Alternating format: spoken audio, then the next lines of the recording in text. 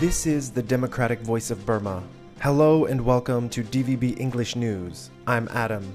In this week's briefing, at least 20 arrested for participating in flower strike on Aung San Suu Kyi's birthday.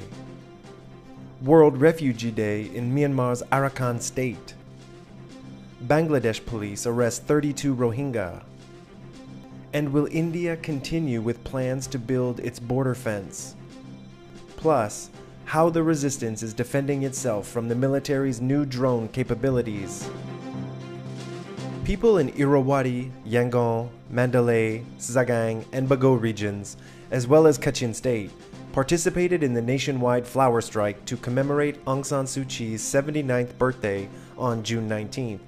In Mandalay, at least 20 people were arrested at markets for wearing flowers. In Sagaing and Irrawaddy regions, at least 8 were arrested.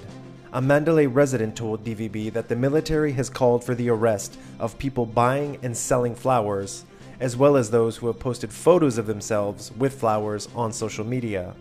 The embassies of several countries in Myanmar released statements condemning the ongoing detention of Aung San Suu Kyi.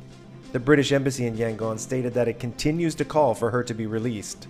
Norway, Denmark, Finland, and the EU shared photos of roses on their social media accounts. Tens of thousands of Rohingya have reportedly fled Mongda township in northern Arakan state as fighting between the Arakan army and the military continued on June 20th, World Refugee Day. The AA ordered Mongda residents to evacuate the town last Sunday ahead of a planned attack.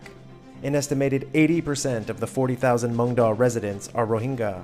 Volker Turk, the UN High Commissioner for Human Rights, said that the Rohingya have no options as there is nowhere for them to flee. An estimated 45,000 Rohingya reportedly fled attacks and arson as the AA seized control of neighboring Butidong township on May 18. The UN states that 630,000 Rohingya live in Arakan, where they lack access to basic human rights, including citizenship and freedom of movement.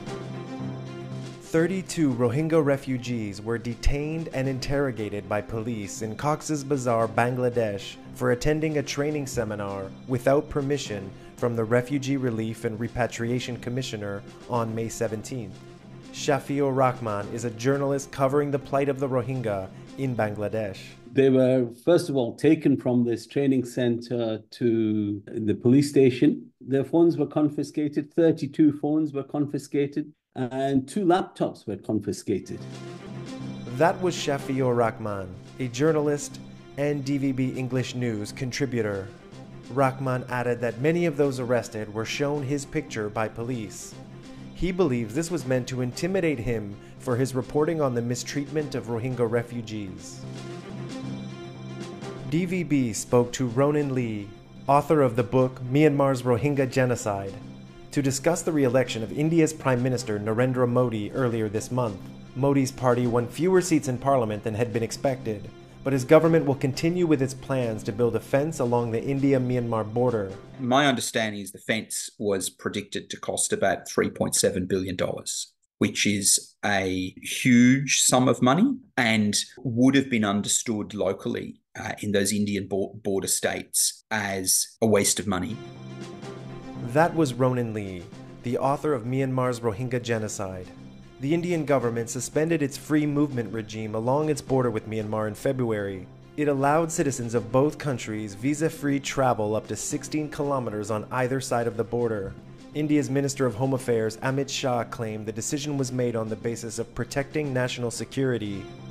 Next up, DVB English News reporter Saw Min Thain on how the resistance is countering the regime's new drone capabilities. Since the resistance to the 2021 military coup in Myanmar began, young people have fought back using any available technology. Unmanned aerial vehicles or drones are allowing resistance forces to attack military targets. A drone attack was launched against the region's fortress capital Naypyidaw in April. Drones were also used to attack the Southeastern Regional Military Command in Molemyai, the Mon State capital. In response, the military has boosted its drone capability. It used Chinese-made drones in its offensive against resistance forces in Krin State. A region representative visited Russia in April. An anonymous source close to the military told TVB that he purchased drones. Myanmar's National Unity Government said that in order to counter the region's increased use of drones, It provides internet access in 12 townships of Karenni and Chin states. This would allow resistance forces to deter region drones more effectively. But if the military doesn't use drones, it may use its air force to counterattack.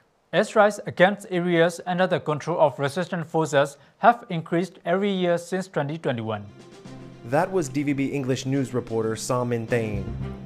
And that's it for this week's briefing. I'm Adam. Stay tuned every Friday for the weekly briefing podcast. Find DVB English News on X, Facebook, Instagram, Threads, and TikTok. Subscribe to us on YouTube. We're also available on Spotify, YouTube Music, or wherever you get your podcasts. Thanks for listening.